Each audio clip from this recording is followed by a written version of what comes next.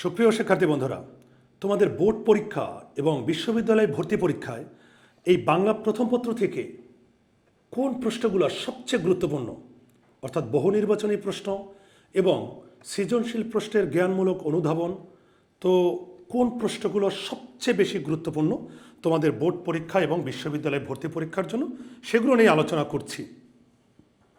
তো বাংলার নব্য লেখকদিগের প্রতি নিবেদন বঙ্কিমচন্দ্র চট্টোপাধ্যায় রচিত। তো এখান থেকে আমরা দেখব যে কোন প্রশ্নগুলো সবচেয়ে বেশি গুরুত্বপূর্ণ। তোমাদের প্রশ্ন করতে পারে যে সকল অলঙ্কারের শ্রেষ্ঠ অলঙ্কার কোনটা? উত্তর হবে সরলতা। সরলতা অলঙ্কার কি? সৌন্দর্যবর্ধক, যা আমাদের সৌন্দর্য বৃদ্ধি করে। অলঙ্কারের কাজ কি? সৌন্দর্য বাড়িয়ে দেওয়া। অর্থাৎ যখন অলঙ্কার মানুষ পড়ে তখন তার সৌন্দর্য একটু বৃদ্ধি পায়, একটু বেড়ে যায়। তো একটা লেখার সবচেয়ে সৌন্দর্য, একটা লেখার সবচেয়ে বড় সৌন্দর্য হচ্ছে সরলতা। অর্থাৎ তুমি যা লিখবে সেটা যেন অন্যরা বুঝে, অর্থাৎ লেখক যা লিখবেন পাঠকরা যেন পড়া মাত্রই তা বুঝে যায়। এই যে সহজ সরল লেখা, এটাকেই বলা হয় সরলতা। তাহলে আমাদের বঙ্কিমচন্দ্র চট্টোপাধ্যায় এই বাংলার নব্য লেখকদিগের প্রতি নিবেদন, এই লেখায় উনি বলেছেন একটা লেখার সবচেয়ে বড় অলঙ্কার, শ্রেষ্ঠ অলঙ্কার হচ্ছে সরলতা। তোমাদের এই প্রশ্নটা তোমাদের অনুধাবনও প্রশ্ন করতে পারে, আবার জ্ঞানমূলক কিংবা অবজেক্টিভও প্রশ্ন করতে পারে। এরপরে আমাদের বঙ্কিমচন্দ্র চট্টোপাধ্যায় কি বলেছেন, যে কোনটা করতে নিষেধ করেছেন? অনুকরণ, অর্থাৎ কাউকে কপি করবে না। কারণ তুমি যে অনুকরণ করা যাবে না, অনুকরণ করা মানে কপি করা। তুমি যখন কাউকে কপি করতে যাবে, অনুকরণ করতে যাবে, তখন তোমার নিজস্ব কোনো ক্রিয়েটিভিটি থাকবে না, নিজস্ব কোনো সৃজনশীলতা থাকবে না। আর অনুকরণে ভালোটা আসে না, খারাপটা আসে। ওকে, এরপরে এখান থেকে একটা প্রশ্ন করতে পারে অনুধাবনে, যে অনুকরণে দোষগুলো অনুকৃত হয়, গুণগুলি হয় না। দোষ আর গুণ, গুণ মানে কি? কোয়ালিটি। তো অনুকরণ মানে কপি করা, এটা অনুধাবন প্রশ্ন করতে পারে। তাহলে তুমি কিভাবে লিখবে? তুমি যদি কাউকে অনুকরণ করো, কাউকে যদি তুমি কপি করো, তাহলে সেখানে ওই কপি করলে, অনুকরণ করলে ভালো বৈশিষ্ট্যগুলো আসে না, আসে খারাপ বৈশিষ্ট্যগুলো। কেমন? ধরো একজন বিখ্যাত কবি, তিনি 10 বছর 15 বছর সাধনা করে, চেষ্টা করে, তার যোগ্যতা দ্বারা বিখ্যাত কবিতা লিখেছেন। এখন তুমি যদি ওই বিখ্যাত কবিকে কপি করো, কি কপি করলো? যে ওই বিখ্যাত কবি কিভাবে পাঞ্জাবি পরেন, কিভাবে চুল বড় রাখেন, কিভাবে দাড়ি রাখেন, কিভাবে তিনি সিগারেট খান, তুমি এইগুলা কপি করলা। তো এইগুলা কপি করে কি তোমার কোনো লাভ হইল? এইগুলা কপি করে কি তুমি বিখ্যাত কবি হইতে পারলা?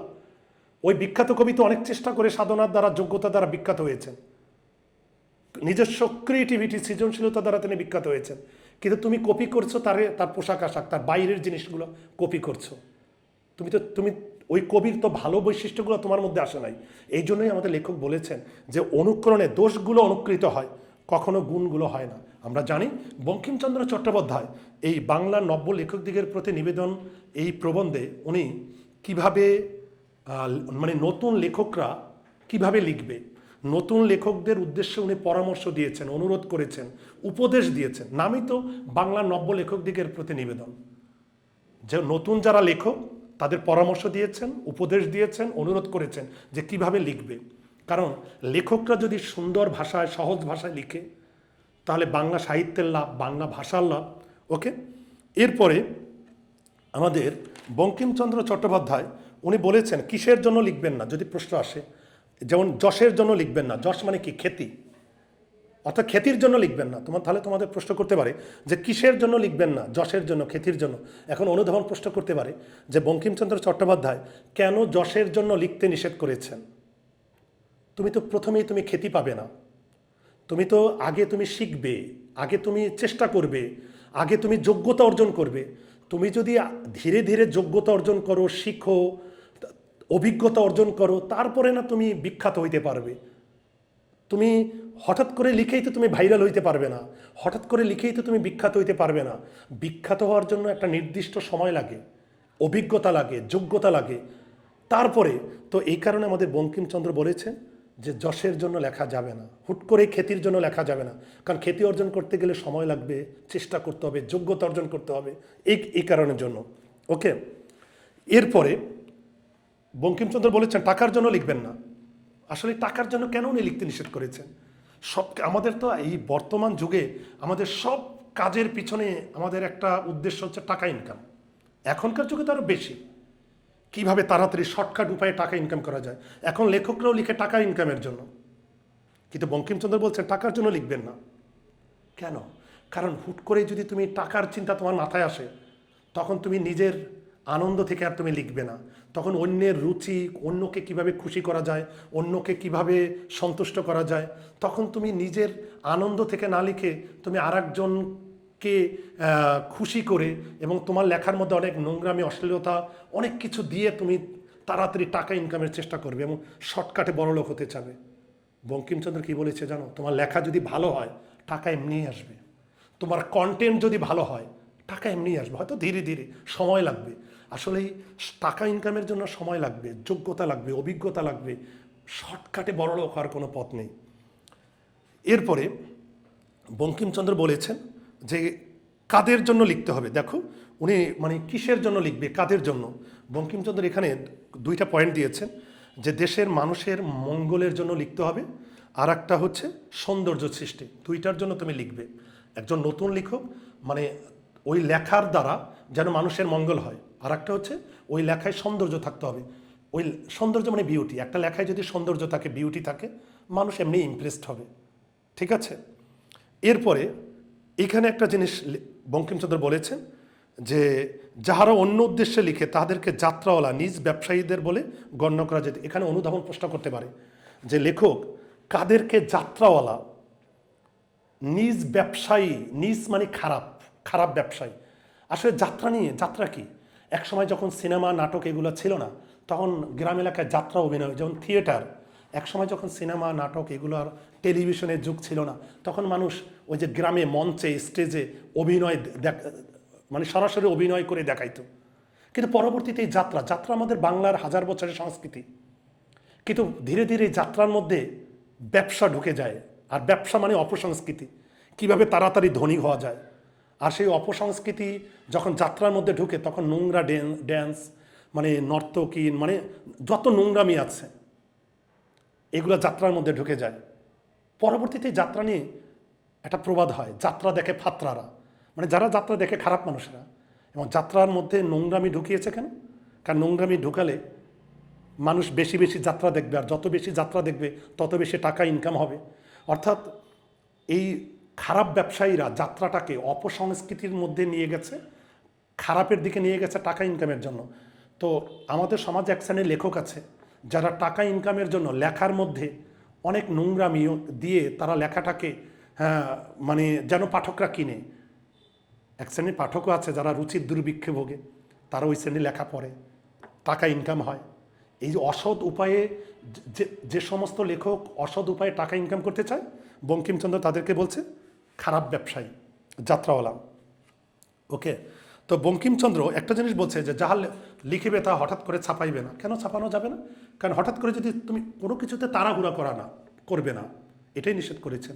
কারণ তুমি একটা জিনিস লেখার পরে ওইটা বারবার তুমি পড়বে, কোথাও ভুল আছে কিনা এডিট করবে।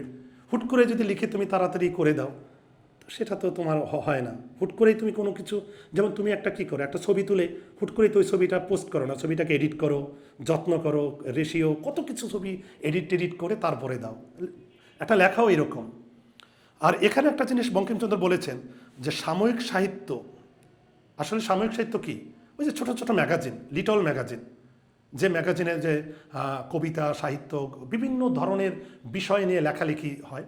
আর তোমরা জানো যে বাংলা সাহিত্য চর্চাটা শুরুই হয়েছে এই লিটল ম্যাগাজিন লেখার মধ্যে দিয়ে। কারণ যারা নতুন লেখক তারা তো নামি দামি পত্রিকায় লিখতে পারে না, লেখা ছাপায় না, তাই নতুন লেখকদের লেখা কোথায় বের হয়? আগে ম্যাগাজিনে। কিন্তু বঙ্কিমচন্দ্র 19 ম্যাগাজিনের বিরুদ্ধে কথা বলছেন। কারণ ম্যাগাজিনগুলো এক সপ্তাহ পর পর বের হয়, 15 দিন, 1 মাস, 6 মাস পর বের হয়।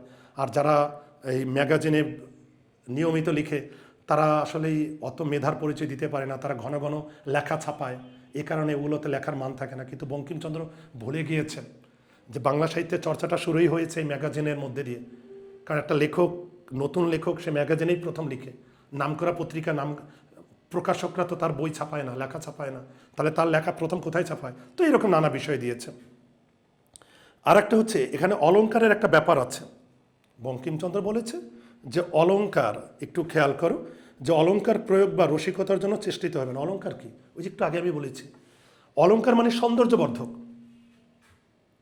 এমন কিছু শব্দ আছে যা বাক্যে ব্যবহার করলে বাক্যটা শুনতে ভালো লাগে, ওইটাকে বলে অলংকার।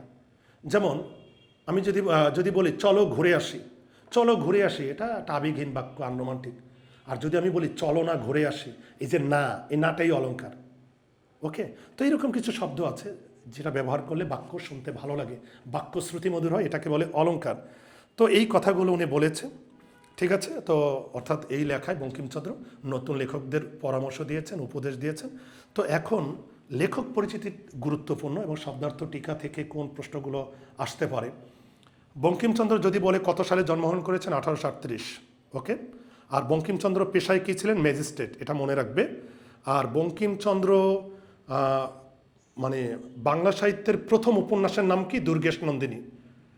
আর এই বাংলা সাহিত্যের প্রথম সার্থক উপন্যাস দুর্গেশ নন্দিনী কে লিখেন? বঙ্কিমচন্দ্র চট্টোপাধ্যায়। আর এই দুর্গেশ নন্দিনী কত সালে প্রকাশিত হয়? 1865।